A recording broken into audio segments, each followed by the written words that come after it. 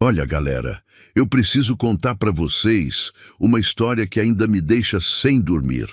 Meu nome é Ricardo, tenho 42 anos e até 3 meses atrás eu achava que tinha controle total sobre minha vida. Que ilusão! Vocês sabem aquele cheiro de café recém-passado misturado com o perfume francês caríssimo que minha secretária sempre usava? Era assim que começavam minhas manhãs no escritório da construtora. Eu era o cara que todos respeitavam, que fechava contratos milionários com um aperto de mão, que dirigia um Mercedes último tipo pelas ruas de São Paulo como se fosse dono da cidade. E talvez eu realmente fosse, pelo menos na minha cabeça. Mas aí chegou aquela manhã de segunda-feira, 15 de outubro. Lembro da data porque foi quando tudo começou a desmoronar como um castelo de cartas. Eu estava na minha mesa de mogno, revisando os contratos do novo empreendimento na Barra Funda, quando ouvi uma batida suave na porta. Era diferente da batida firme e confiante que eu estava acostumado. Era hesitante, quase tímida. "Entre", falei sem levantar os olhos dos papéis, e foi aí que ela apareceu. Gente, eu juro que o ar ficou mais denso naquele momento. Meu cabelo estava sem brilho, áspero, parecia que nada funcionava. Esse óleo de reconstrução mudou isso. Ele devolve a maciez, traz brilho imediato e deixa o cabelo com aparência saudável, sem pesar. É tratamento de verdade. No toque você sente a diferença. Clique no botão abaixo e não perca. Seu cabelo merece esse cuidado. Era uma mulher jovem, devia ter uns 25 anos, com um vestido azul marinho simples que valeria no máximo R$ 100, mas que nela parecia ter sido feito por um estilista italiano. O cabelo castanho estava preso em um rabo de cavalo despretensioso, e ela segurava uma pasta marrom desgastada, como se fosse seu maior tesouro. "Senhor Ricardo?", ela perguntou com uma voz que tremulava levemente.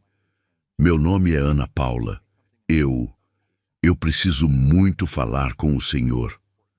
Eu a fitei por alguns segundos. Havia algo nos olhos dela. Eram de um castanho quente como mel no sol da tarde, que me fez parar tudo o que estava fazendo. Não era comum mulheres como ela chegarem ao meu escritório. Normalmente eu recebia executivas bem vestidas, arquitetas sofisticadas, investidoras que falavam em milhões como quem comenta o tempo. Mas ela era diferente. "Sente-se", falei, indicando a poltrona de couro em frente à minha mesa. "Em que posso ajudá-la?" Ana Paula se sentou na beirinha da poltrona, como se não se sentisse digna de ocupar todo aquele espaço. Ela abriu a pasta com cuidado e tirou alguns papéis amarelados pelo tempo. O barulho do papel sendo manuseado ecoou no escritório silencioso, misturado com o som distante do trânsito lá embaixo e o zunido quase imperceptível do ar-condicionado. "Senhor Ricardo", ela começou, e eu podia sentir o nervosismo em cada palavra. "O senhor conheceu minha mãe, Lúcia Santos, há cerca de 3 anos. O nome atingiu minha mente como um raio. Lúcia. Como eu poderia esquecer? Aquela mulher de sorriso doce que trabalhava na limpeza do prédio onde ficava meu escritório antigo. Cabelos grisalhos sempre presos em um coque, uniforme azul sempre impecável apesar de simples, e um jeito de cumprimentar que iluminava qualquer ambiente. Lúcia tinha sido... Bem, vocês vão entender quando eu contar tudo. Mas naquele momento, olhando para Ana Paula, eu senti um aperto no peito que não sabia explicar. "Conheci, sim", respondi, tentando manter a voz firme. Lúcia era uma pessoa especial. "Por que pergunta?" Foi então que Ana Paula fez algo que me pegou completamente desprevenido. Ela estendeu uma das folhas amareladas na minha direção, e quando nossos dedos se tocaram levemente durante a troca, senti uma descarga elétrica subir pelo meu braço. Era uma certidão de nascimento, e lá no campo pai estava escrito meu nome completo, Ricardo Henrique Almeida Santos. Gente, eu juro que o mundo parou naquele momento. O som do trânsito desapareceu, o zunido do ar-condicionado sumiu, e eu só conseguia ouvir o som do meu próprio coração batendo como um tambor descontrolado no meu peito. Senhor Ricardo, Ana Paula continuou, e agora sua voz estava mais firme, como se tivesse encontrado coragem em algum lugar profundo dentro dela. Eu sou sua filha. Vocês já sentiram o mundo girando ao contrário? Era exatamente isso que estava acontecendo comigo. Eu olhei para aquela certidão, depois para o rosto dela, tentando encontrar traços familiares.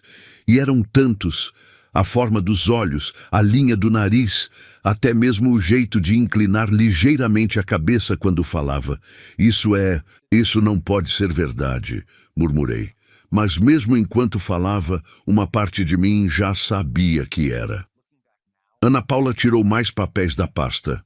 Fotografias. Uma delas mostrava Lúcia grávida, sorrindo timidamente para a câmera, com uma mão protetora sobre a barriga arredondada. Outra mostrava um bebê nos braços dela, e mesmo com a qualidade ruim da foto, eu podia ver que aquele bebê tinha exatamente os mesmos olhos que agora me encaravam do outro lado da mesa. Minha mãe sempre me disse que meu pai era um homem importante, que ela o amava muito, mas que as circunstâncias não permitiram que ficassem juntos. Ana Paula explicou, e sua voz carregava anos de perguntas não respondidas. Ela morreu há 6 meses, senhor Ricardo. Câncer. E antes de partir, me deu estes papéis e me pediu para procurá-lo. O peso daquelas palavras caiu sobre mim como uma avalanche. Lúcia havia morrido. A mulher que tinha sido muito mais do que eu jamais admiti para mim mesmo, não estava mais neste mundo. E pior ainda, ela havia deixado para trás uma filha, nossa filha. Eu me levantei da cadeira e caminhei até a janela panorâmica que dava vista para toda São Paulo. Lá embaixo, milhões de pessoas seguiam suas vidas, completamente alheias ao fato de que meu mundo havia acabado de ser virado de cabeça para baixo. O céu estava cinzento, típico de São Paulo no inverno, e eu podia ver meu reflexo no vidro. Um homem de sucesso, terno italiano, relógio suíço, toda a aparência de quem tinha tudo sob controle. Mas por dentro eu estava completamente perdido. Por que ela nunca me procurou? Perguntei sem me virar. Por que nunca me disse que estava grávida? Porque o senhor era casado, Ana Paula respondeu simplesmente. E minha mãe era uma mulher íntegra. Ela disse que não queria destruir sua família. Casado. Eu era mesmo. Com Marina, uma mulher da alta sociedade paulistana, loira, magra, sempre perfeitamente vestida, que colecionava títulos filantrópicos como outras pessoas colecionam selos. Um casamento de conveniência que havia se tornado uma rotina fria ao longo dos anos. Me virei para encarar Ana Paula novamente. Ela estava sentada na mesma posição, mas agora havia lágrimas silenciosas correndo pelo seu rosto. Lágrimas que ela tentava esconder, limpando discretamente com as costas da mão. "O que você quer de mim?" perguntei, e imediatamente me odiei pela frieza da pergunta. "Nada", ela respondeu, e a sinceridade na sua voz me atingiu como um soco no estômago. Eu só queria conhecê-lo, queria saber como é meu pai. Minha mãe sempre falava de você com tanto carinho, mesmo sabendo que vocês nunca puderam ficar juntos. Gente, naquele momento eu entendi que minha vida tinha acabado de se dividir em 2 partes, antes e depois daquela segunda-feira. E o mais assustador era que eu não tinha a menor ideia de como lidar com isso. Mas tem algo mais que vocês precisam saber, algo que Ana Paula ainda não tinha me contado naquele primeiro encontro, algo que ia abalar ainda mais os alicerces da minha existência. Vocês não vão acreditar no que aconteceu depois que Ana Paula saiu do meu escritório naquele dia. Eu fiquei ali, parado feito uma estátua, olhando para aqueles papéis espalhados na minha mesa como se fossem bombas prestes a explodir. A certidão de nascimento, as fotos da Lúcia grávida, tudo aquilo era real demais para ser negado. Liguei para minha secretária pelo interfone e pedi para ela cancelar todos os meus compromissos do dia. Ela deve ter estranhado, porque em 15 anos trabalhando comigo, eu nunca tinha cancelado uma reunião sequer. Mas naquele momento, eu simplesmente não conseguia pensar em contratos, em negócios, em dinheiro. Minha cabeça estava um verdadeiro furacão. Saí do escritório e dirigi sem destino pelas ruas de São Paulo. Acabei parando em um bar pequeno na Vila Madalena, desses que servem cerveja gelada e petiscos simples. Não era o tipo de lugar que eu frequentava. Normalmente, meus happy hours eram em clubes exclusivos com uísque de 18 anos. Mas naquele dia, eu precisava de algo diferente, algo mais humano. Sentei no balcão e pedi uma cerveja. O barman era um senhor de uns 60 anos, cabelos brancos, que me serviu sem fazer perguntas. Era exatamente o que eu precisava naquele momento. Fiquei ali por horas, pensando na Lúcia, em como tudo tinha começado entre nós. Vocês querem saber a verdade sobre mim e a Lúcia? Era 2019. Eu estava passando por uma fase difícil no casamento com a Marina. Ela tinha descoberto umas mensagens comprometedoras no meu celular. Nada demais, só umas cantadas bobas para umas mulheres que conhecia em eventos sociais. Mas Marina fez um escândalo, ameaçou pedir divórcio e a convivência em casa virou um inferno. Eu comecei a ficar até mais tarde no escritório só para não ter que encarar aquele clima pesado em casa. E foi durante essas noites que conheci a Lúcia.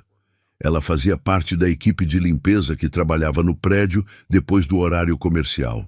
Sempre simpática, sempre com um sorriso no rosto, mesmo trabalhando numa função que muita gente olha com desprezo. No começo, eram só cumprimentos educados. "Boa noite, senhor Ricardo", ela sempre dizia quando passava pelo meu escritório. E tinha algo na voz dela, uma doçura genuína que eu não encontrava em lugar nenhum da minha vida social. Marina falava comigo como se eu fosse um funcionário. Meus sócios falavam comigo interessados no meu dinheiro. Mas Lúcia falava comigo como se eu fosse gente. Uma noite, deve ter sido em março daquele ano, ela me encontrou ainda no escritório às 9 da noite, debruçado sobre uns projetos. Eu estava com uma dor de cabeça terrível, estressado com os problemas em casa e com a pressão de fechar um contrato importante. "O senhor está bem?" ela perguntou, parando na porta do meu escritório com um balde e produtos de limpeza nas mãos. "Só cansado", respondi, massageando as têmporas. "Posso fazer um café para o senhor? Tem uma máquina na cozinha do andar." Gente, vocês não imaginam como aquela oferta simples mexeu comigo. Quando foi a última vez que alguém tinha se oferecido para fazer algo por mim sem querer nada em troca? Não conseguia lembrar. "Seria ótimo", falei, e pela primeira vez em semanas sorri de verdade.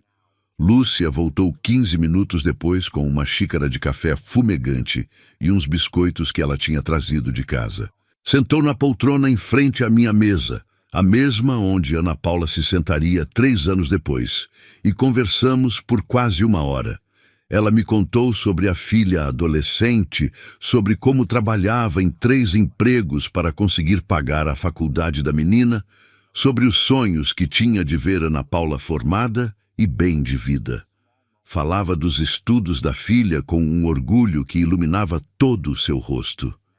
E eu me peguei contando coisas sobre minha vida que jamais havia dividido com ninguém. Falei sobre como me sentia sozinho no meio de toda aquela riqueza, sobre como o sucesso financeiro não tinha preenchido o vazio que eu sentia por dentro.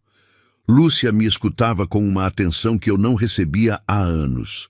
Não julgava, não aconselhava, apenas ouvia e compreendia.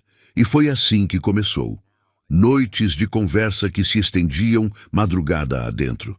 Ela limpava o escritório enquanto conversávamos e eu ajudava carregando baldes, organizando as cadeiras para ela passar o pano no chão.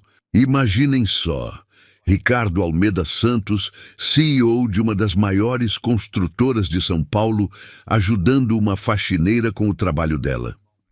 E sabem de uma coisa? Eram os momentos mais felizes do meu dia. A primeira vez que nos beijamos foi numa noite de chuva torrencial em maio. Ela tinha terminado o trabalho, mas estava esperando a chuva diminuir para ir embora. Ficamos conversando no meu escritório, ela sentada no sofá de couro que eu tinha num canto da sala, eu na poltrona ao lado. A chuva batia forte na janela, criando uma trilha sonora perfeita para aquela intimidade que havia crescido entre nós. Ricardo, ela disse, foi a primeira vez que me chamou pelo nome, sem o senhor. Você já se perguntou como seria se nossas vidas fossem diferentes? Como assim? Perguntei, embora soubesse exatamente o que ela queria dizer. Se não houvesse diferença de classe, se você fosse livre, se eu fosse, sei lá, mais adequada para seu mundo. Olhei nos olhos dela e vi uma vulnerabilidade que me desarmou completamente. Sem pensar, estendi a mão e toquei o rosto dela. A pele era macia, aquecida, e quando ela fechou os olhos e se inclinou em direção à minha mão, eu soube que estava perdido. O beijo foi suave no início, hesitante, como se os dois estivéssemos testando um terreno perigoso. Mas depois se tornou urgente, carregado de meses de tensão acumulada, de sentimentos que tentávamos ignorar, de uma paixão que havia crescido no silêncio das nossas conversas noturnas. Quando nos separamos, os dois estávamos sem ar. Lúcia me olhou com os olhos brilhando de lágrimas contidas. Isso não pode dar certo, ela sussurrou. Eu sei, respondi, mas mesmo assim puxei ela para mais perto. Durante 2 meses, vivemos essa paixão clandestina. Ela chegava para trabalhar, e depois que todos os outros funcionários da limpeza iam embora, ficávamos sozinhos naquele escritório que se tornou nosso refúgio. Fazíamos amor no sofá de couro, no tapete persa que custou mais que o salário anual dela, contra a janela com vista para toda São Paulo iluminada. Vocês já amaram alguém sabendo que era impossível? É uma dor doce e amarga ao mesmo tempo.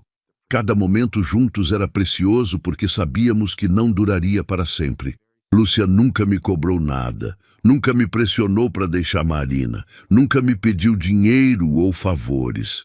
Ela apenas me amava, pura e simplesmente. Mas aí chegou julho e ela começou a chegar atrasada ao trabalho, sempre com cara de quem não estava passando bem. Num primeiro momento, pensei que fosse só cansaço. Afinal, ela trabalhava demais. Mas uma noite ela chegou e foi direto para o banheiro do andar. Ouvi ela vomitando. Quando saiu, estava pálida, as mãos tremendo ligeiramente. Lúcia, o que está acontecendo? Perguntei, segurando o rosto dela entre minhas mãos. Ela me olhou por um longo momento antes de falar, e quando as palavras saíram, foi como se o chão tivesse desaparecido debaixo dos meus pés. Ricardo, eu estou grávida. Gente, naquele momento eu entendi o que significava ter o mundo desabando. Grávida. Lúcia estava esperando um filho meu enquanto eu era casado com outra mulher, enquanto vivia uma vida completamente incompatível com aquela situação. E sabem qual foi a minha reação? Fiquei em silêncio, completo silêncio. Por longos e eternos minutos, eu apenas fitei o rosto dela, vendo a esperança nos olhos dela se transformar lentamente em decepção, depois em compreensão e, finalmente, em uma tristeza resignada que me partiu o coração. Tudo bem, ela disse finalmente com uma voz quase inaudível. Eu entendo, mas eu não entendia nada. Não sabia como reagir. Como lidar com aquela bomba que havia explodido na minha vida perfeitamente organizada. E a minha covardia, galera. Minha covardia foi o que destruiu tudo. Vocês acham que eu fui um covarde? Pois é, eu também acho. E o que aconteceu nas semanas seguintes àquela revelação da Lúcia só prova isso. Mas deixem eu contar exatamente como as coisas se desenrolaram, porque vocês precisam entender que às vezes a gente toma decisões que mudam a vida de outras pessoas e só percebemos a gravidade disso muito tempo depois. Depois que Lúcia me disse que estava grávida, eu simplesmente travei. Vocês conhecem aquela sensação quando o cérebro para de funcionar e você fica ali feito um idiota sem saber o que falar? Foi exatamente isso que aconteceu comigo. Ela ficou me olhando, esperando uma reação, uma palavra, qualquer coisa que mostrasse como eu me sentia sobre a notícia. E eu fiquei mudo feito uma porta. Ricardo? Ela chamou baixinho, tocando meu braço. Fala alguma coisa, por favor. Mas o que eu podia falar? Que estava feliz. Seria mentira. Que estava preocupado. Era pouco. Que minha vida estava prestes a virar um caos completo. Era a verdade, mas não era isso que ela precisava ouvir naquele momento. Eu preciso de tempo para processar isso, foi tudo que consegui dizer. Vocês viram a decepção nos olhos de alguém que vocês amam? É uma das piores sensações do mundo. Lúcia apenas assentiu com a cabeça, recolheu seus materiais de limpeza e foi embora sem dizer mais nada. O som dos passos dela ecoando no corredor vazio ficou na minha cabeça por horas. Passei a noite inteira acordado, andando pela casa feito um louco. Marina estava dormindo no quarto dela. Ah, sim, já fazíamos quartos separados há meses, e eu fiquei na sala, bebendo uísque e tentando encontrar uma solução para aquela situação impossível. Do lado racional, eu sabia que assumir uma gravidez com a Lúcia seria destruir minha vida como eu conhecia. Marina viria atrás do divórcio e levaria metade dos meus bens. Minha reputação no meio empresarial ficaria manchada. Imaginem só o escândalo. CEO engravida faxineira casada. Os jornais de fofoca iam ter material para meses. Mas do lado emocional, gente, vocês não imaginam o turbilhão que estava rolando dentro de mim. Porque por mais que fosse inconveniente, por mais que fosse complicado, uma parte de mim estava secretamente feliz com a notícia. Lúcia era a mulher que eu realmente amava. Com ela, eu me sentia vivo de uma forma que há anos não experimentava. Durante uma semana inteira, evitei ficar até tarde no escritório. Chegava em casa no horário normal, jantava com Marina fingindo normalidade, assistia televisão e ia dormir. Mas minha cabeça estava completamente focada na Lúcia. Como ela estava passando? Como estava lidando com os enjoos? Quem estava cuidando dela? Na sexta-feira daquela semana, não consegui mais me controlar. Fiquei até tarde no escritório de propósito, esperando ela chegar para a limpeza. Quando ouvi a voz dela conversando com as outras funcionárias no corredor, meu coração disparou. Mas quando ela entrou na minha sala, eu vi que algo havia mudado. Lúcia não me cumprimentou com aquele sorriso caloroso de sempre. Apenas disse boa noite e começou a trabalhar, evitando olhar na minha direção.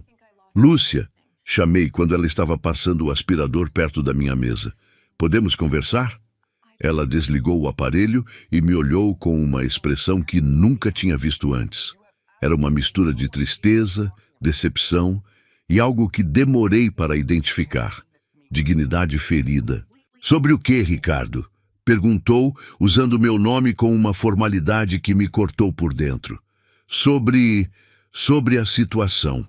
Sobre nós. Sobre o bebê. Ela suspirou fundo e se sentou na beirinha da poltrona, mantendo uma distância que antes não existia entre a gente. Olha, Ricardo, eu já pensei muito sobre isso durante essa semana e cheguei à conclusão de que foi um erro da minha parte imaginar que você reagiria diferente. Como assim? Nós somos de mundos completamente diferentes. Você tem sua vida, sua esposa, sua posição social, e eu sou só uma faxineira que se iludiu achando que um romance de cinema poderia dar certo na vida real. Gente, cada palavra que saía da boca dela era como uma facada, porque tinha razão em tudo que estava dizendo, mas ao mesmo tempo estava completamente errada sobre meus sentimentos por ela. Não é bem assim, tentei argumentar. O que sinto por você é real, Lúcia. É a coisa mais real da minha vida. Bah, pode até ser, ela respondeu. Mas não é suficiente, é? Quando te dei a notícia da gravidez, você ficou mudo. Sua reação me disse tudo o que eu precisava saber.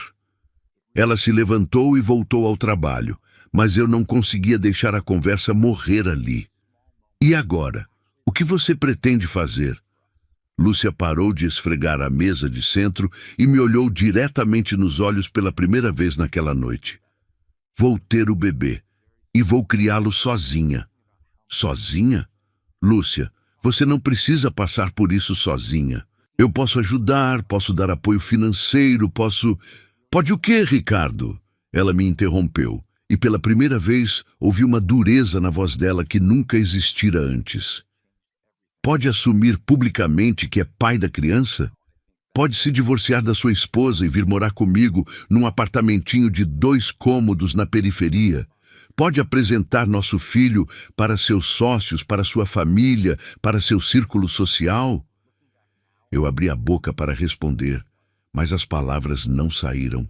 Porque no fundo mesmo, nós dois sabíamos qual seria a minha resposta. É exatamente isso que eu imaginava, ela disse, voltando ao trabalho com uma energia quase agressiva. Não se preocupe, Ricardo. Eu não vou criar problemas para você. Não vou procurar a imprensa, não vou atrás de pensão, não vou aparecer na porta da sua casa. Vou simplesmente sumir da sua vida como se nada disso tivesse acontecido. Lúcia, não fala assim. E por favor, ela continuou como se eu não tivesse falado nada, não tente me procurar depois que eu sair da empresa. Deixa eu manter pelo menos minha dignidade intacta. Aquela foi a última conversa que tivemos. Na semana seguinte, soube pela coordenadora da limpeza que Lúcia tinha pedido demissão alegando problemas de saúde. Tentei conseguir o endereço dela, mas as informações eram confidenciais. Durante meses, pensei em contratar um detetive particular para encontrá-la.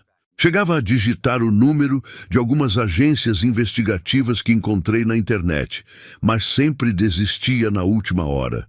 Que direito eu tinha de invadir a vida dela depois de ter sido tão omisso quando ela mais precisou de mim? Marina percebeu que eu estava diferente, mais distante, mais pensativo. Uma noite, ela chegou até a perguntar se eu estava tendo um caso com alguém. Negei, obviamente, mas a ironia da pergunta me deixou amargo por semanas. Se ela soubesse que meu caso já havia terminado e deixado consequências que eu nem sabia se algum dia conheceria.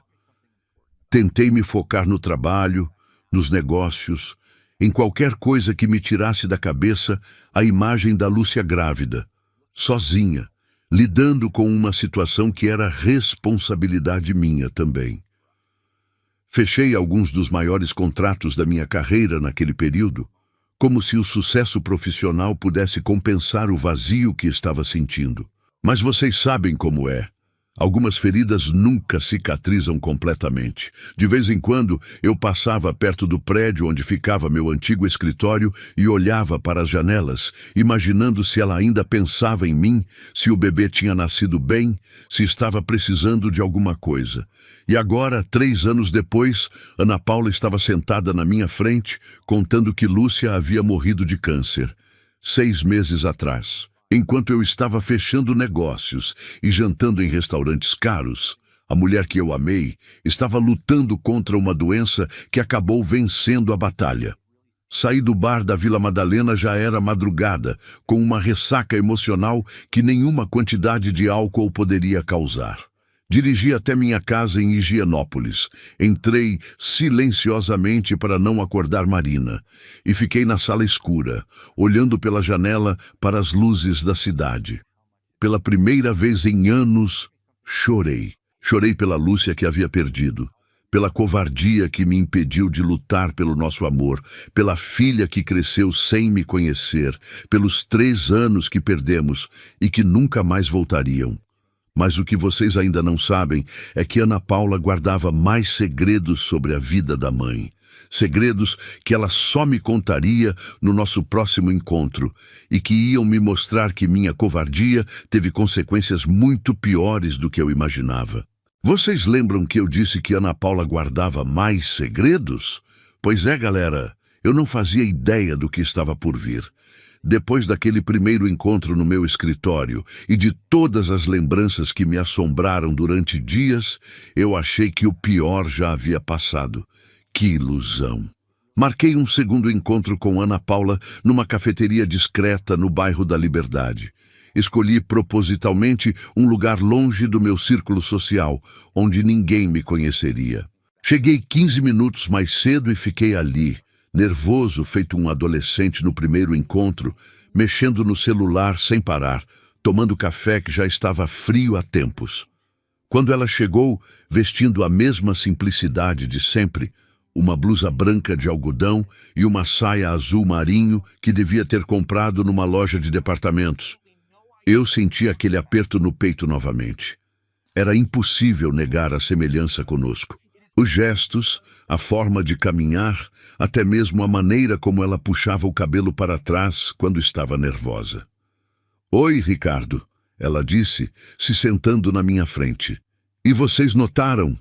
Ela me chamava pelo nome, sem formalidades, igualzinho a mãe fazia. "Como você está?" Perguntei, genuinamente preocupado. Desde nosso primeiro encontro, eu não conseguia parar de pensar em como deve ter sido difícil para ela lidar com a perda da mãe e depois vir atrás de um pai desconhecido. "Estou tentando me adaptar", ela respondeu com um sorriso triste que me lembrou tanto da Lúcia que doeu fisicamente. "A verdade é que, depois que minha mãe morreu, eu me senti completamente perdida. Ela era tudo para mim." Pedimos nossos cafés e ficamos alguns minutos em silêncio constrangedor. Eu queria dizer tantas coisas, fazer tantas perguntas, mas não sabia nem por onde começar. "Como é que a gente conversa com uma filha que só descobriu existir há poucos dias?" "Ana Paula", comecei finalmente, "eu preciso que você saiba que se eu soubesse da sua existência..." "Eu sei", ela me interrompeu gentilmente. "Minha mãe sempre deixou isso muito claro. Ela disse que você não sabia de nada." "Ela falou sobre mim para você?" Ana Paula sorriu e pela primeira vez vi um brilho genuíno nos olhos dela. "Falou muito.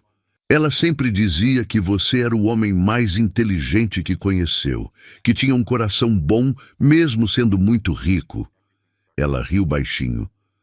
"Quando eu era pequena, eu ficava imaginando como seria ter um pai assim." Gente, vocês já sentiram o coração se despedaçar e se recompor ao mesmo tempo? Era exatamente isso que estava acontecendo comigo. Por um lado, saber que Lúcia falava bem de mim para nossa filha me emocionava profundamente. Por outro, imaginar essa criança crescendo, sonhando com um pai que nem sabia que ela existia, me destruía por dentro. "Conta como foi sua infância", pedi, tentando conhecer pelo menos um pouco dos anos que perdi. E foi aí que Ana Paula começou a me contar detalhes da vida que ela e Lúcia haviam construído juntas. Uma vida simples, mas cheia de amor. Moravam num apartamento pequeno na cidade de Tiradentes. Lúcia trabalhava em 3 empregos para conseguir pagar a escola particular de Ana Paula. Fins de semana eram sagrados para elas duas, faziam bolo juntas, assistiam filmes românticos, conversavam sobre tudo. Minha mãe tinha uma obsessão em me dar uma educação boa, Ana Paula contou, mexendo distraidamente no açúcar do café. Ela sempre dizia que eu ia ser alguém na vida, que ia estudar numa universidade boa, que não ia precisar trabalhar limpando o escritório como ela.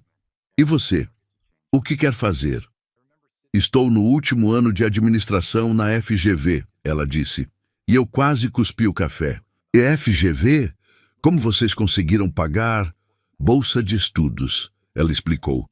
"Eu sempre fui boa aluna. Minha mãe não aceitava nota abaixo de 9. Ela chegava do trabalho às 11 da noite, cansada, com dor nas costas de tanto esfregar chão, mas ainda assim sentava comigo para ver se eu tinha feito a lição de casa."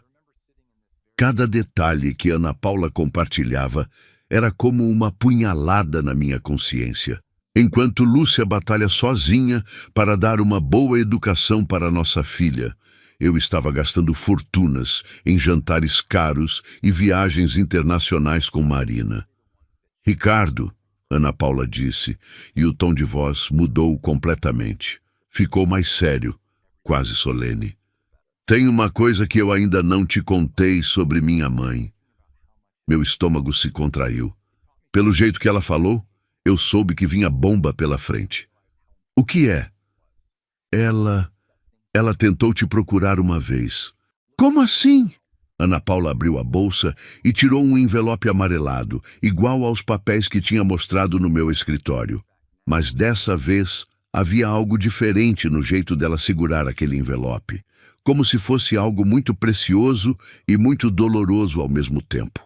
Foi quando eu tinha 8 anos. Minha mãe estava passando por uma fase muito difícil. Tinha perdido um dos empregos, eu estava doente e ela não conseguia pagar o plano de saúde. Os remédios que eu precisava custavam quase R$ 400 e era dinheiro que ela simplesmente não tinha. Eu senti uma onda de náusea subir pelo meu estômago. R$ 400. Para mim, era o que eu gastava num almoço qualquer. Para elas, era a diferença entre vida e morte. Continue, murmurei. Ela passou uma noite inteira chorando, achando que ia me perder porque não tinha dinheiro para me tratar. E aí ela decidiu engolir o orgulho e te procurar. Ana Paula abriu o envelope e tirou uma carta manuscrita. A letra era da Lúcia, eu reconheci imediatamente. Aquela mesma letra que vi nas listas de material de limpeza que ela fazia quando trabalhava no prédio. Ela escreveu essa carta para você, Ana Paula disse, estendendo o papel na minha direção. Mas nunca conseguiu entregar. Peguei a carta com as mãos tremendo. A primeira linha já me devastou. Meu querido Ricardo, sei que não tenho o direito de te procurar depois de tanto tempo, mas nossa filha precisa de ajuda. Parei de ler e olhei para Ana Paula. Por que ela não entregou? Porque quando ela chegou no seu escritório, você não estava lá. E sua secretária foi muito rude com ela. Como assim, rude? Ana Paula suspirou fundo antes de continuar. Minha mãe chegou no prédio usando a melhor roupa que tinha, tentando parecer apresentável.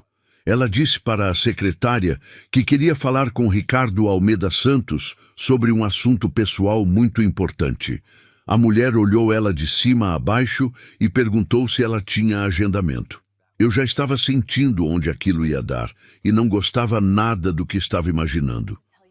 Quando minha mãe disse que não, mas que era uma emergência, a secretária riu na cara dela. Riu, Ricardo, e disse: olha, querida, o senhor Ricardo é um homem muito ocupado e importante.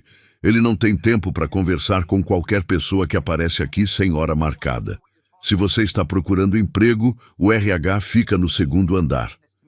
Gente, eu juro que naquele momento eu queria desaparecer da face da terra.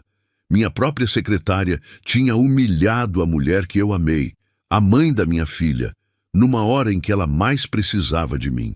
E aí? Minha mãe tentou explicar que conhecia você pessoalmente, que trabalhava no prédio alguns anos atrás, mas a secretária ficou ainda mais ríspida.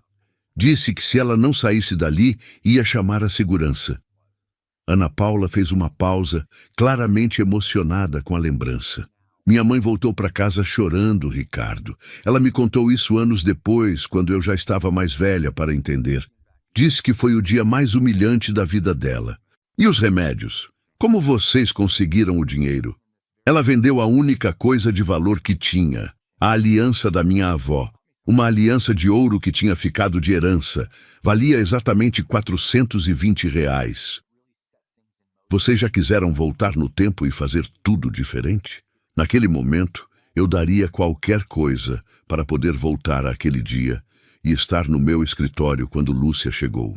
Para poder abraçá-la, pedir desculpas pela grosseria da secretária, dar o dinheiro que ela precisava e muito mais. Por que você está me contando isso? Perguntei, embora no fundo já soubesse a resposta. Porque você precisa saber que tipo de mulher minha mãe era. Ela poderia ter insistido, poderia ter voltado outros dias, poderia ter arranjado um jeito de falar com você, mas depois daquela humilhação, ela decidiu que nunca mais ia te procurar. Minha dignidade não tem preço, foi o que ela me disse. Ana Paula dobrou a carta cuidadosamente e guardou de volta no envelope. E sabe o que mais me dói, Ricardo? É que mesmo depois de tudo isso, mesmo tendo sido humilhada, minha mãe nunca falou mal de você. Ela sempre disse que você era um bom homem que estava vivendo num mundo ruim, que a culpa não era sua. Mas, galera, a bomba maior ainda estava por vir, porque Ana Paula não tinha terminado de contar todos os segredos da Lúcia. E o que ela me revelou em seguida ia mudar completamente minha perspectiva sobre tudo o que aconteceu. Ricardo, ela disse, olhando diretamente nos meus olhos, tem mais uma coisa que você precisa saber. Sobre os últimos meses da vida da minha mãe. Vocês sabem aquele momento na vida quando você acha que já ouviu o pior, que já não pode ficar mais abalado, e aí a pessoa fala, tem mais uma coisa? Foi exatamente isso que aconteceu quando Ana Paula disse que tinha mais segredos para me contar sobre os últimos meses de vida da Lúcia. Eu estava ali na cafeteria, ainda processando a história da humilhação que minha secretária tinha feito Lúcia passar, quando Ana Paula continuou. Nos últimos 6 meses de vida da minha mãe, depois que descobriu o câncer, ela começou a falar mais sobre você, muito mais. Como assim? Ana Paula mexeu nervosamente na alça da bolsa antes de continuar. O médico tinha dado 3 meses para ela, Ricardo. 3 meses, mas minha mãe viveu 6. Sabe por quê? Porque ela tinha uma missão. Ela dizia que não podia morrer sem ter certeza de que eu ia ficar bem. Senti um aperto no peito. Imaginar Lúcia lutando contra o câncer, sabendo que ia morrer, mas resistindo por amor à nossa filha. Durante as sessões de quimioterapia, quando ela ficava muito fraca, ela me contava histórias sobre vocês dois. Detalhes que nunca tinha compartilhado antes. Como vocês se conheceram, as conversas que tinham, os sonhos que ela alimentou durante aqueles 2 meses que ficaram juntos. Ah, que tipo de sonhos! Ana Paula sorriu tristemente. Ela imaginava como seria se vocês pudessem ficar juntos. Sonhava com uma casa pequena, mas aconchegante, onde vocês 3 poderiam ser uma família de verdade. Ela sabia que era impossível, mas nos momentos mais difíceis do tratamento, se agarrava nessa fantasia para não desistir. Gente, cada palavra que saía da boca de Ana Paula era como um soco no meu estômago. Saber que Lúcia passou os últimos meses de vida pensando em nós, sonhando com uma vida que eu fui covarde demais para tentar construir. Mas tem algo específico que ela me pediu para te contar. Ana Paula continuou, tirando outro papel do envelope. Ela escreveu uma carta para você, 2 semanas antes de morrer. Minha mão tremeu quando peguei aquele papel. A letra estava mais fraca, claramente escrita por alguém que estava muito doente, mas ainda assim era a caligrafia da Lúcia que eu reconheceria em qualquer lugar. Leia em voz alta, Ana Paula pediu. Por favor, eu nunca tive coragem de ler sozinha. Respirei fundo e comecei. Ricardo, se Ana Paula está lendo isso para você, é porque ela teve coragem de fazer o que eu nunca consegui, te procurar. Estou morrendo, meu amor. Sim, ainda te chamo de meu amor, mesmo depois de todos esses anos. O coração não segue regras sociais. Quero que você saiba que não me arrependo de nada do que vivemos. Aqueles 2 meses foram os mais felizes da minha vida.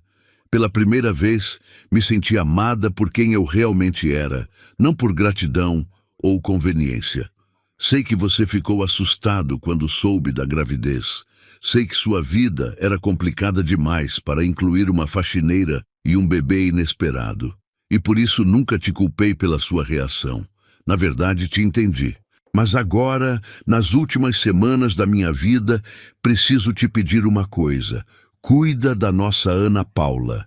Não financeiramente. Ela é forte e independente como você não faz ideia. Mas emocionalmente. Ela vai precisar de um pai, Ricardo. Ela vai precisar de alguém que a ame incondicionalmente, como eu sempre amei. Parei de ler porque minha voz estava falhando. Ana Paula estava chorando silenciosamente, as lágrimas pingando no café já frio. Continue, ela sussurrou. Ana Paula cresceu ouvindo histórias sobre o pai corajoso e inteligente. Ela não sabe que você teve medo, que hesitou, que foi humano. Para ela, você é um herói. E talvez seja a hora de você realmente se tornar um. Não estou pedindo para você assumir publicamente que é pai dela. Sei que sua vida é complicada, mas pelo amor que um dia sentiu por mim, dê a ela o que nunca pude dar.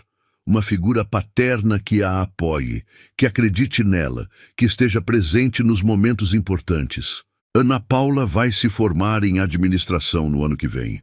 Foi o sonho dela desde pequena, trabalhar numa empresa grande, vestir terninho, ser respeitada. Ela tem seu DNA, Ricardo. É ambiciosa, inteligente, determinada.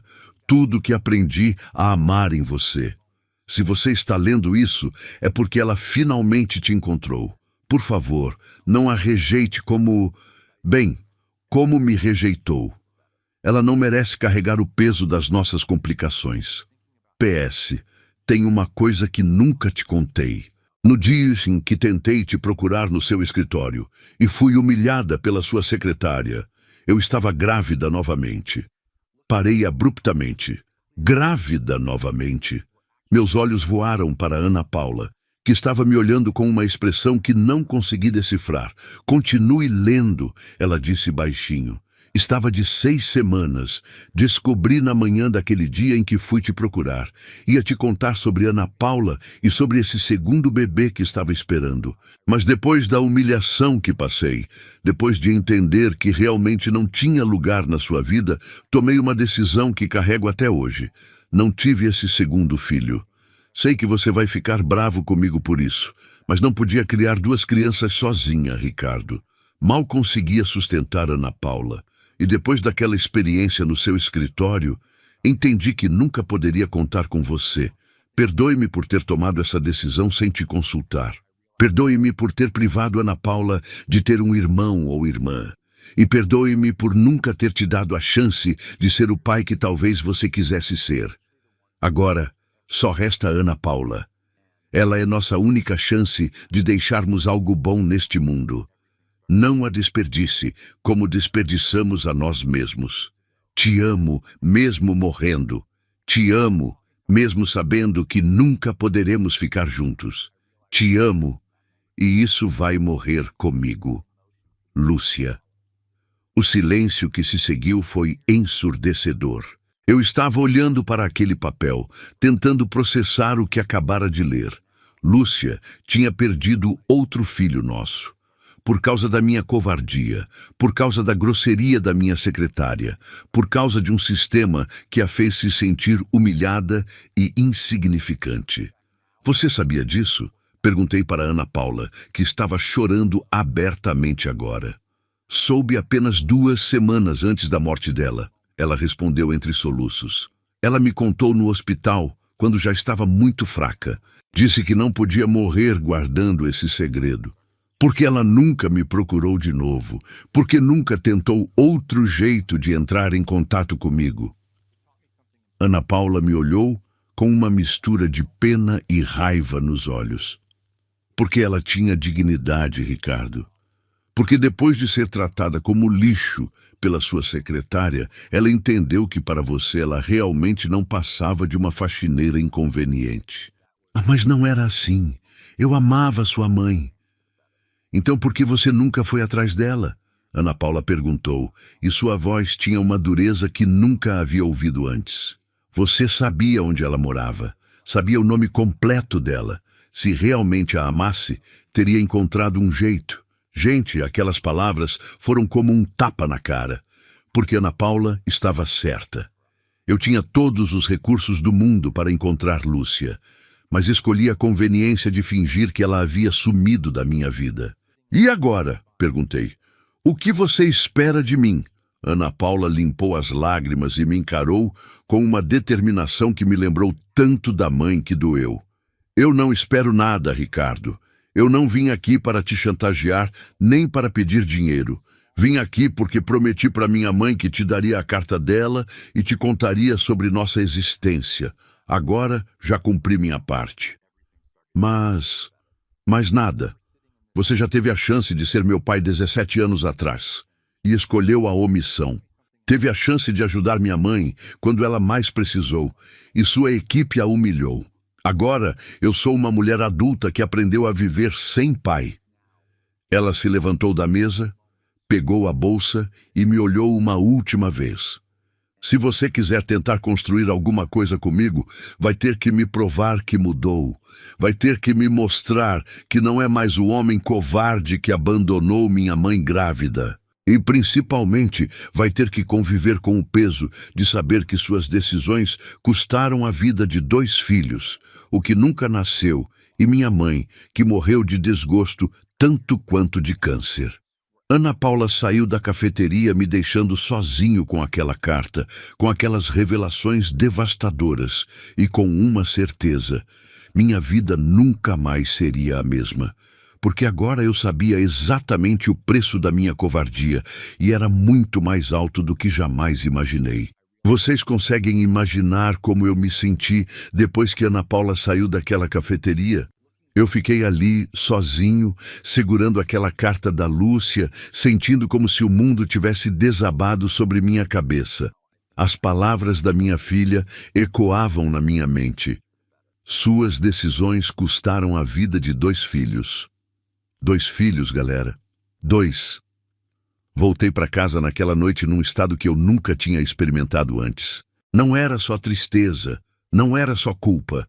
Era uma mistura tóxica de arrependimento, raiva de mim mesmo e uma sensação de vazio que parecia não ter fim. Marina estava assistindo uma novela na sala quando cheguei. Ela me olhou e imediatamente percebeu que algo estava errado. "Ricardo, o que aconteceu? Você está pálido", ela disse, tirando os óculos de leitura e me encarando com aquela expressão preocupada que eu não via há anos. "Não é nada", murmurei, tentando passar direto para meu escritório em casa. "Como assim não é nada? Você está com cara de quem viu um fantasma." E de certa forma, eu realmente tinha visto. O fantasma do homem que poderia ter sido, da família que poderia ter construído, da vida que escolhi desperdiçar por covardia. Tranquei-me no escritório e passei a noite inteira relendo aquela carta. A cada palavra, eu sentia a dor da Lúcia, mas também sentia algo mais, uma determinação crescendo dentro de mim. Ana Paula tinha razão. Eu havia sido um covarde. Mas talvez não fosse tarde demais para mudar isso. Durante os 3 dias seguintes, tentei me concentrar no trabalho, mas era impossível. Eu estava numa reunião importante com investidores japoneses quando meu celular tocou com uma mensagem. Era de um número desconhecido. "Ricardo, é Ana Paula. Preciso falar com você. É urgente. Me encontra hoje às 18 no mesmo lugar." Meu coração disparou. Urgente?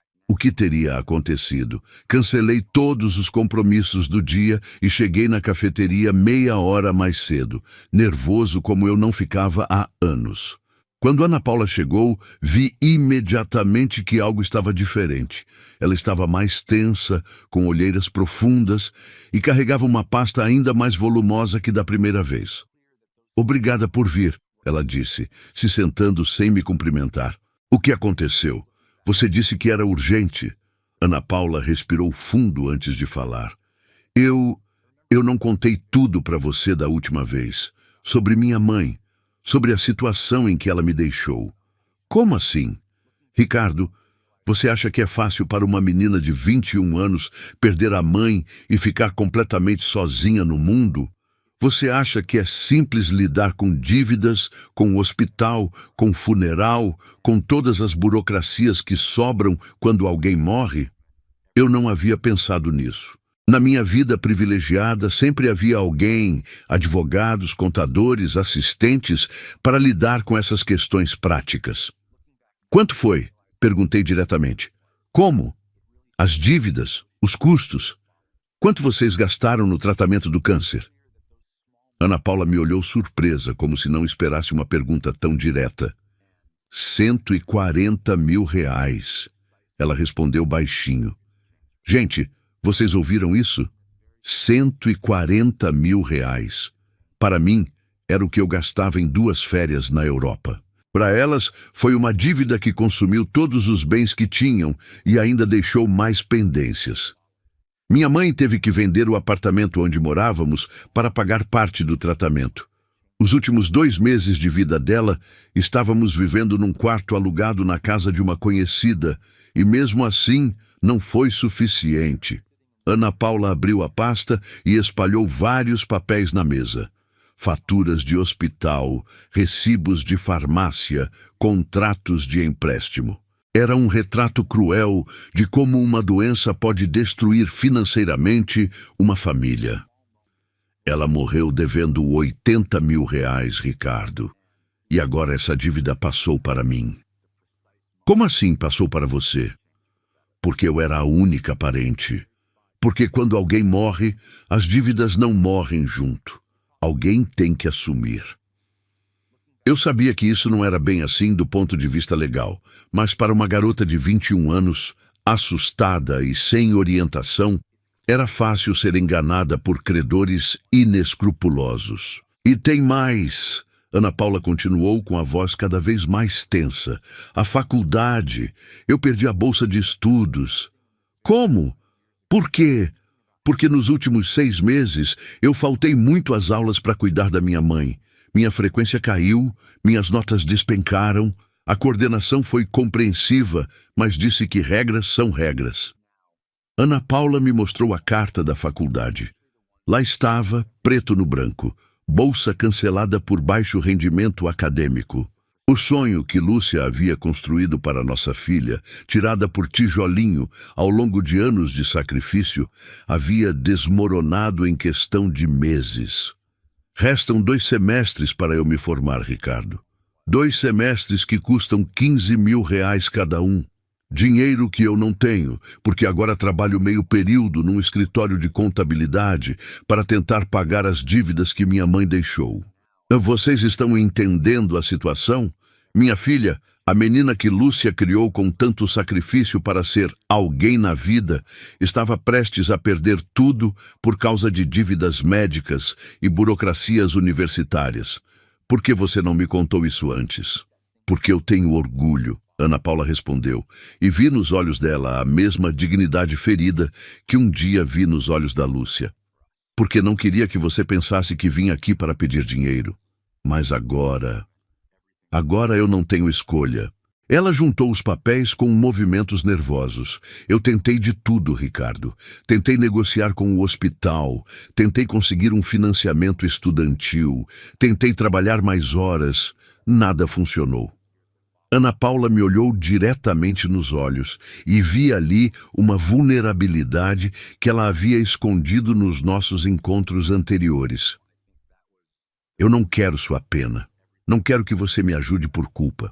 Mas se você realmente quer ter uma chance de ser meu pai, se realmente se arrepende de não ter estado presente, essa é sua oportunidade de provar. Gente, naquele momento eu entendi que não era apenas sobre dinheiro, era sobre escolha, era sobre finalmente fazer a coisa certa, sobre não repetir os mesmos erros que cometi com Lúcia.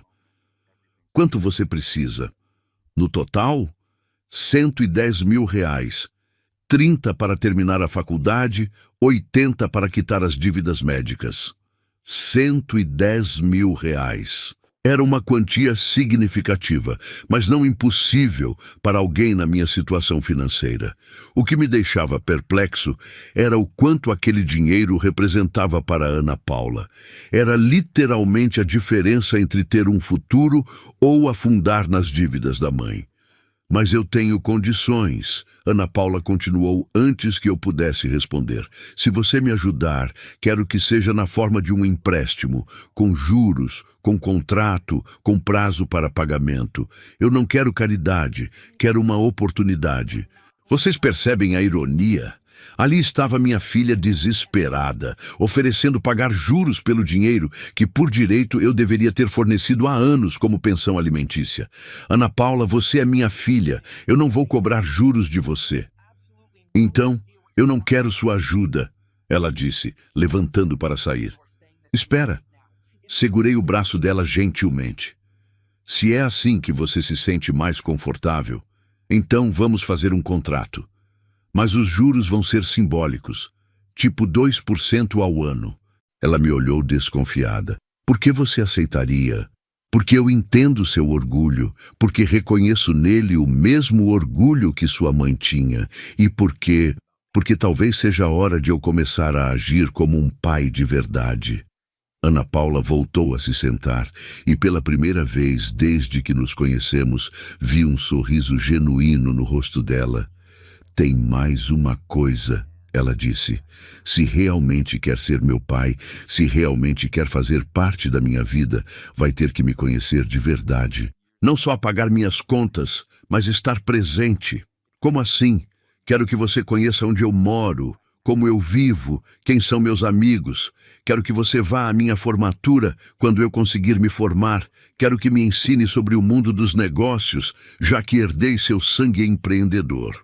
A cada palavra que Ana Paula falava, eu sentia uma emoção estranha crescendo no meu peito. Era esperança, empolgação. Há quanto tempo eu não sentia vontade real de me conectar com alguém? E tem uma coisa mais importante ainda, ela disse, me olhando com uma seriedade que me lembrou tanto da mãe. Se você quer mesmo ser meu pai, precisa me contar sobre sua vida. A vida real, não a versão editada. Quero saber sobre seu casamento, sobre seus arrependimentos, sobre quem você realmente é por trás dessa fachada de empresário bem-sucedido. Naquele momento, olhando para minha filha, porque era isso que ela era, minha filha, eu tomei uma das decisões mais importantes da minha vida. Ia parar de ser o homem covarde que sempre fui. Ia parar de me esconder atrás do dinheiro e das aparências. Ia tentar pela primeira vez aos 42 anos ser genuinamente honesto com alguém. Está bem, falei. Mas você também precisa estar preparada para descobrir que seu pai não é o herói que sua mãe pintou. Precisa estar preparada para conhecer um homem que cometeu erros terríveis e está tentando encontrar uma forma de se redimir. E foi assim, galera, que começou minha segunda chance de ser pai. Mas o que eu não sabia era que aceitar Ana Paula na minha vida ia criar ondas que chegariam muito mais longe do que eu imaginava. Vocês acham que fazer a coisa certa é sempre simples? Pois deixem eu contar o que aconteceu depois que decidi assumir minha responsabilidade como pai da Ana Paula. Porque às vezes, galera, quando você tenta consertar um erro do passado, acaba criando uma confusão ainda maior no presente. No dia seguinte ao nosso acordo na cafeteria, transferi os R$110.000 para a conta da Ana Paula. Sim, eu sei que ela queria um contrato formal, mas decidi resolver a situação dela primeiro e depois cuidar da papelada. Queria que ela pudesse dormir tranquila, sabendo que as dívidas da mãe estavam quitadas e que poderia terminar a faculdade. A reação dela quando confirmou a transferência foi algo que eu nunca vou esquecer. Ela me ligou chorando, não de tristeza, mas de alívio. Imaginem carregar o peso de R$80.000 de dívida médica aos 21 anos, achando que sua vida estava arruinada antes mesmo de começar, e de repente ter essa pressão tirada dos seus ombros. Ricardo, ela disse entre soluços, eu não sei nem como te agradecer. Não precisa agradecer. Eu é que deveria ter feito isso há muito tempo. Mas aí, galera, começaram as complicações que eu não havia previsto. Porque quando você mexe numa parte da sua vida, todas as outras partes são afetadas também. Marina começou a notar as mudanças no meu comportamento. Eu estava mais pensativo, mais ausente e, principalmente, estava saindo mais de casa sem dar explicações detalhadas. Para uma mulher que estava acostumada a controlar cada aspecto da minha agenda social, isso era inaceitável. Ricardo, onde você andou na quinta-feira à noite? Ela perguntou numa manhã de sábado, quando estávamos tomando café na varanda da nossa casa em Higienópolis. Tive um jantar de negócios, respondi, sem levantar os olhos do jornal. Com quem? Não vi nada na sua agenda. Marina sempre verificava minha agenda. Era uma obsessão dela saber com quem eu me reunia, onde eu ia, com quem eu falava. Dizia que era para poder apoiar minha carreira social. Mas eu sabia que era puro e simples controle. Foi algo de última hora, falei, tentando encerrar o assunto. Mas Marina não era fácil de enganar. 20 anos de casamento tinham dado a ela um radar muito afinado para mentiras. Ricardo, eu te conheço. Há 3 semanas você está estranho, distante, e agora está inventando jantares de negócios que não existem. Foi nesse momento que eu cometi meu primeiro erro. Em vez de inventar uma mentira melhor, eu simplesmente me levantei e saí da mesa sem responder. Isso, meus amigos, foi como jogar gasolina numa fogueira. No mesmo fim de semana, Ana Paula me ligou com uma proposta. Ricardo, que tal você vir aqui em casa? Quero que você veja onde eu moro, conheça meu mundo. Vocês conseguem imaginar o contraste? Saí da minha mansão em Higienópolis, com jardins manicurados e empregadas uniformizadas, e dirigi até a cidade Tiradentes. O apartamento que Ana Paula havia conseguido alugar depois de quitar as dívidas era pequeno. 1 quarto e sala, cozinha americana, banheiro minúsculo, mas estava impecavelmente limpo e organizado. É aqui que você mora? Perguntei, tentando não soar condescendente. É o que consigo pagar com o salário do escritório de contabilidade. Ela respondeu sem se desculpar. Mas é meu. É honesto. Ana Paula havia preparado um almoço simples. Frango assado com batatas e uma salada. Nada sofisticado, mas feito com carinho. E vocês sabem de uma coisa? Foi uma das melhores refeições que comi em anos, porque tinha algo ali que fazia tempo que eu não experimentava. Autenticidade. Durante o almoço, ela me contou sobre os planos para terminar a faculdade, sobre o estágio que conseguiu numa empresa média de São Paulo, sobre os sonhos que tinha de um dia abrir sua própria consultoria empresarial. Quero ser como você, ela disse. E havia uma admiração genuína na voz dela que me deixou simultaneamente orgulhoso e constrangido. Quero ter minha própria empresa, ser independente, não precisar de ninguém. E namoro? Perguntei. Tem alguém especial na sua vida? Ana Paula ficou vermelha. Tem um menino na faculdade, Felipe.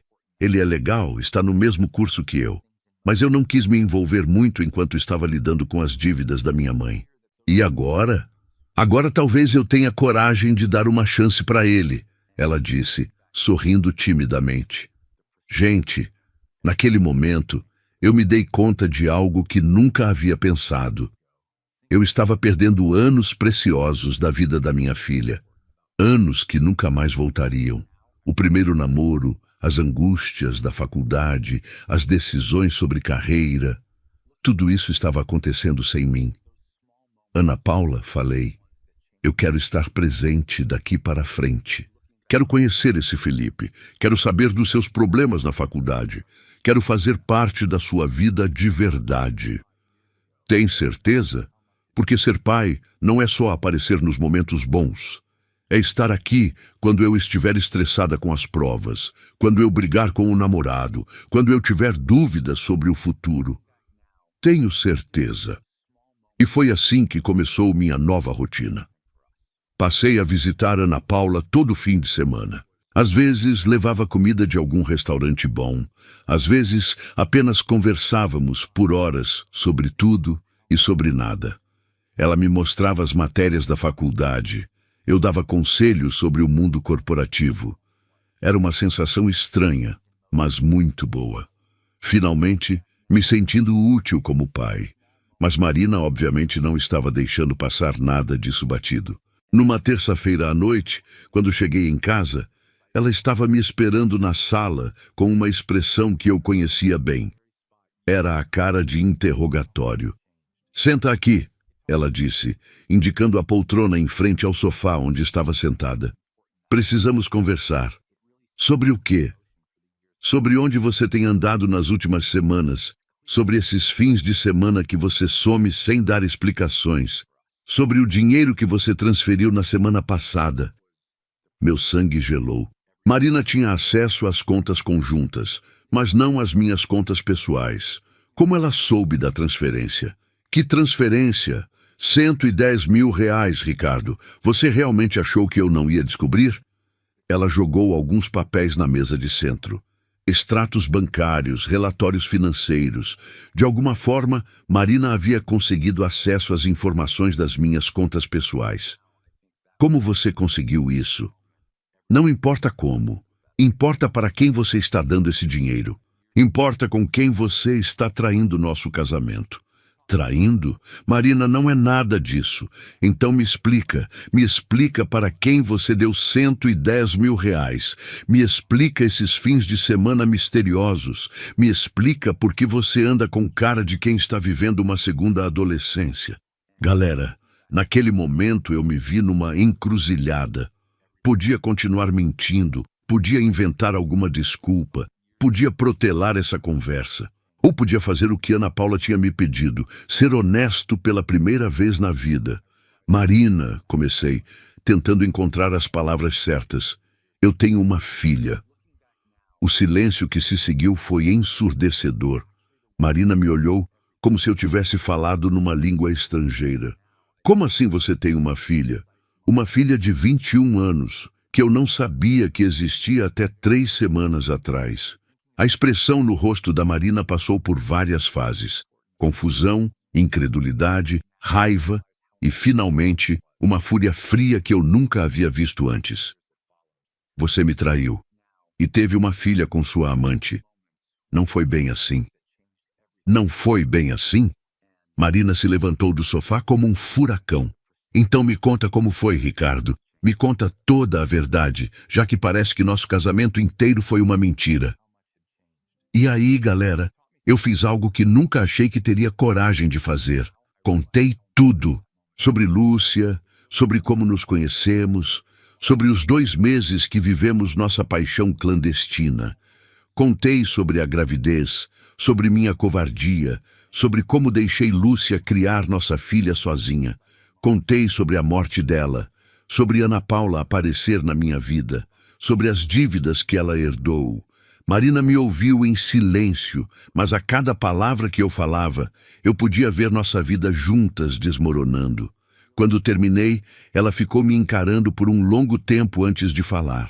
20 anos, Ricardo, 20 anos de casamento, e você me esconde uma coisa dessas. Marina, eu também só descobri há 3 semanas. Você mentiu para mim durante semanas. Você está gastando nosso dinheiro com sua filha bastarda sem nem me consultar. Não fala assim dela, explodi, surpreendendo a mim mesmo com a intensidade da minha reação. Marina me olhou com uma expressão de nojo puro. Ah, agora o papai coruja apareceu? 20 anos depois? Marina, por favor, vamos conversar com calma. Calma? Ela riu, mas não era um riso alegre. Meu marido me conta que tem uma filha com uma faxineira, que gastou mais de 100 mil reais com ela, que está vivendo uma vida dupla há semanas. E eu tenho que ter calma. Marina pegou a bolsa e se dirigiu para a porta. Onde você vai? Para a casa da minha mãe. Preciso pensar no que vou fazer com essa informação. Marina, espera. Não, Ricardo. Esperar já esperei demais.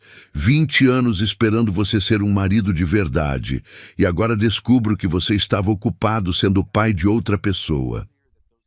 A porta bateu com tanta força que os quadros na parede tremeram. E eu fiquei ali, sozinho na sala da minha mansão vazia, entendendo que minha decisão de finalmente ser um pai para Ana Paula havia acabado custando meu casamento. Mas sabem de uma coisa, galera? Pela primeira vez em muito tempo, eu não me arrependia da decisão que havia tomado. Porque finalmente estava fazendo a coisa certa, mesmo que isso significasse enfrentar as consequências dos meus erros do passado. Vocês já viveram um momento na vida onde tudo parece estar desmoronando, mas ao mesmo tempo você sente que finalmente está no caminho certo? Era exatamente isso que estava acontecendo comigo depois que Marina descobriu sobre Ana Paula e foi embora de casa. Nos 3 dias seguintes, fiquei sozinho naquela mansão enorme, tendo as conversas mais honestas da minha vida, comigo mesmo. Marina não atendia minhas ligações. Suas amigas me diziam que ela estava pensando no futuro do casamento.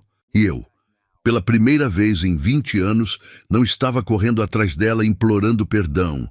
Estava questionando se realmente queria salvar um casamento que há muito tempo tinha virado apenas uma sociedade de conveniências. Foi no meio dessa bagunça emocional que Ana Paula me ligou com uma novidade que mudaria tudo novamente.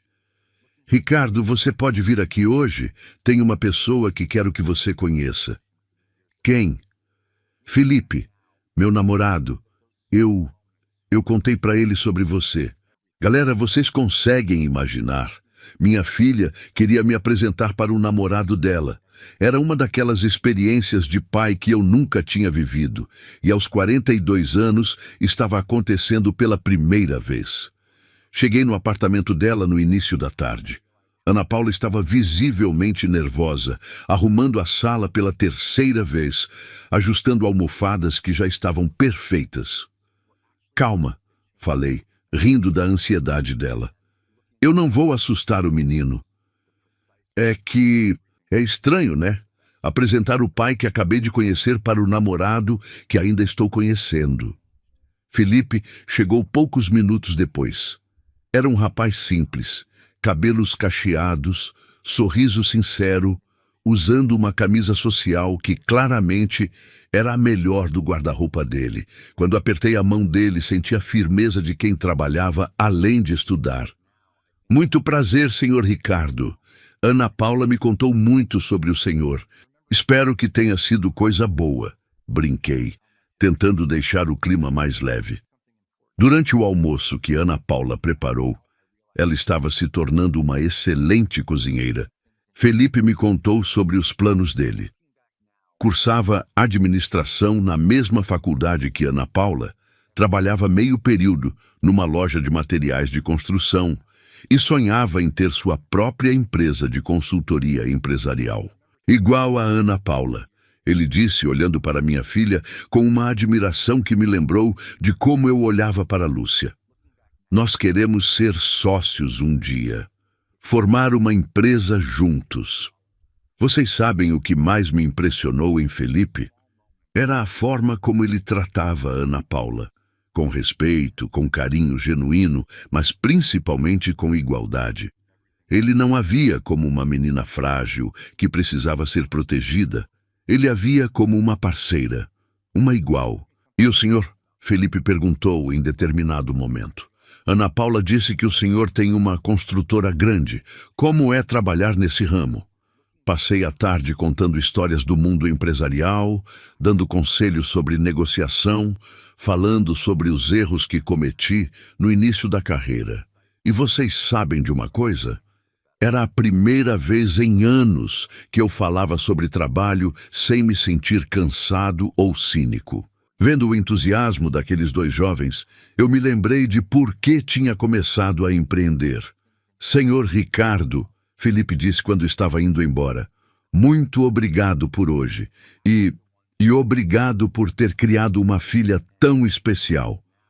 Depois que ele saiu, Ana Paula e eu ficamos conversando na pequena sala do apartamento dela. Gostei dele, falei sinceramente. É um bom rapaz. Ele é, ela concordou, com aquele sorriso apaixonado que só mulher apaixonada tem. E sabe o que mais? Quando contei para ele sobre você, sobre toda a nossa história, ele disse que admirava minha coragem de ter te procurado. Coragem? É. Ele disse que deve ter sido muito difícil chegar no escritório de um homem poderoso e dizer: Oi, eu sou sua filha. Disse que eu poderia ter sido rejeitada, humilhada, ignorada. Ana Paula me olhou com uma seriedade que me cortou o coração. Ricardo, você sabe que isso quase aconteceu, né? No primeiro dia que apareci no seu escritório, eu quase desisti 3 vezes antes de bater na porta. Por quê? Porque eu olhava para aquele prédio enorme, para todas aquelas pessoas bem vestidas entrando e saindo, e pensava: quem eu penso que sou para chegar aqui e dizer que sou filha do dono? Quase fui embora. Mas não foi. Não, porque prometi para minha mãe que tentaria. E por quê? Porque uma parte de mim queria muito ter um pai. Gente, naquele momento eu entendi o quanto Ana Paula havia arriscado ao me procurar. Ela não sabia como eu reagiria, não sabia se eu acreditaria nela, não sabia se eu não mandaria a segurança expulsá-la do prédio. E mesmo assim, ela teve coragem. Ana Paula, falei, eu quero te contar uma coisa. Meu casamento com Marina acabou. Ela me olhou surpresa. Por minha causa? Não, por causa das mentiras que construí ao longo de 20 anos. Por causa do homem que escolhi ser. Descobrir que você existe apenas acelerou um processo que já estava acontecendo. E como você se sente sobre isso? Aliviado, respondi, surpreso com minha própria honestidade. Pela primeira vez em décadas, me sinto livre para ser quem eu realmente sou. Ana Paula ficou em silêncio por um momento antes de falar. Ricardo, posso te fazer uma pergunta pessoal? Claro. Se minha mãe não tivesse morrido, se ela aparecesse aqui agora, hoje, você largaria tudo para ficar com ela? A pergunta me pegou completamente desprevenido. Fiquei ali, pensando na Lúcia, lembrando do amor que senti por ela, da paixão que vivemos naqueles 2 meses intensos. Sim, respondi sem hesitar, sem dúvida nenhuma. Mesmo ela sendo uma faxineira, mesmo sabendo que seus amigos ricos iam criticar, mesmo perdendo status social. Ana Paula, nos últimos 20 anos eu tive status, dinheiro, reconhecimento, tudo que a sociedade diz que é importante.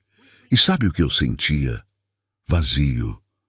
Com sua mãe, nos 2 meses que ficamos juntos, eu me senti mais vivo e mais eu mesmo do que em todo o resto da minha vida. Ana Paula sorriu e pela primeira vez vi lágrimas de alegria nos olhos dela. Minha mãe tinha razão sobre você. Como assim?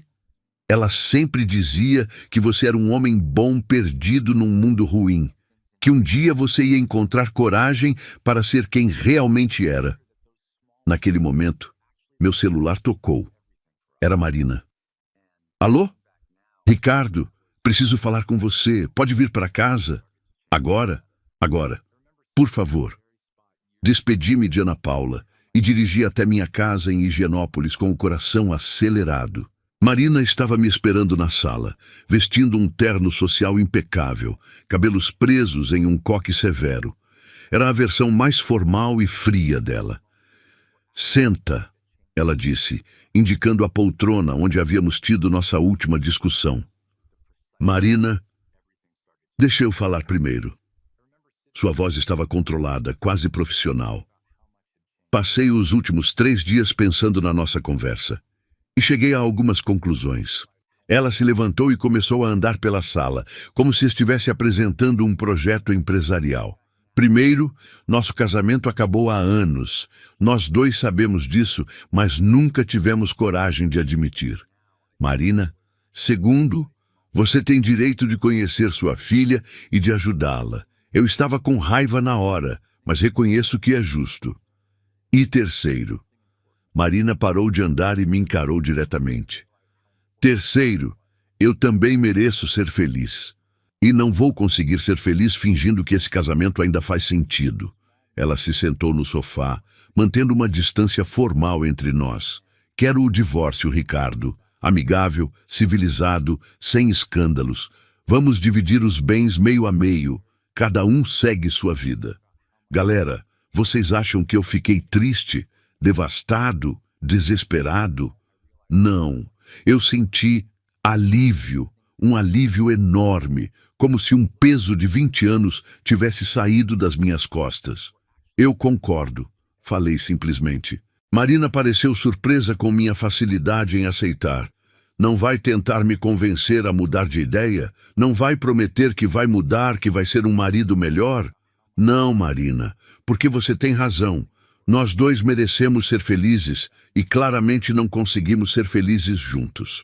Ela assentiu e pela primeira vez em anos vi um sorriso genuíno no rosto dela. Sabe de uma coisa, Ricardo? Acho que essa é a conversa mais honesta que tivemos em décadas. 2 meses depois, galera, eu estava numa cerimônia de formatura da FGV na primeira fila, assistindo Ana Paula receber seu diploma de administração. Ela estava radiante com sua beca, e quando chamaram o nome dela, eu gritei e aplandi como qualquer pai orgulhoso faria. Felipe estava ao meu lado, também aplaudindo emocionado. Marina não estava lá, obviamente, mas havia outras pessoas importantes. Alguns amigos que Ana Paula fez na faculdade, a família de Felipe e uma senhora de cabelos grisalhos que Ana Paula me apresentou como Dona Rosa, que foi como uma segunda mãe para mim depois que minha mãe morreu. Após a cerimônia, no almoço de comemoração, Ana Paula se levantou para fazer um brindinde. Quero agradecer a todos que estiveram comigo nessa jornada, principalmente ao Ricardo, que chegou na minha vida no momento certo e me deu a chance de realizar o sonho que minha mãe sempre teve para mim. Ela olhou diretamente para mim. Pai, obrigada por ter tido coragem de mudar. Obrigada por ter me ensinado que nunca é tarde para fazer a coisa certa. Gente, quando ela me chamou de pai, publicamente pela primeira vez, eu chorei. Chorei mesmo, na frente de todo mundo, sem me importar com o que os outros iam pensar. Porque finalmente, aos 42 anos, eu havia descoberto o que realmente importava na vida. Não era o dinheiro, não era o status, não eram os bens materiais. Era o amor, a conexão genuína, a coragem de ser autêntico. E sabem o que Ana Paula me disse depois, quando estávamos indo embora? Ricardo, minha mãe estaria muito orgulhosa de você hoje. E eu acreditei nela. Porque pela primeira vez na vida, eu também estava orgulhoso de mim mesmo.